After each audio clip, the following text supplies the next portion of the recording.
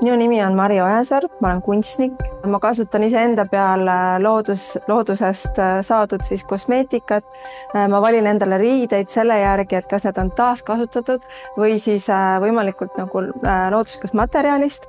Ja siis see ring läheb suuremaks, et mis mu pere siis teeb, et me saaksime olla keskkonnasõbralikumad. Ma päris alati ei saa osta ökotoitu, ma alati eelistan seda, kui on võimalik. Nii tihti kui saan, see on lausa olemas siin. Mina elan maal majas. Lapsed lähevad kooli jalutades.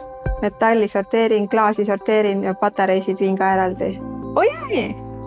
Minu süsiniku jalajälg on 2,1. Ma arvan, et see on hästi. Võib-olla isegi seda küsimustikku täites sa saad juba ideid, kuidas oma süsiniku jalajälge natukene vähendada.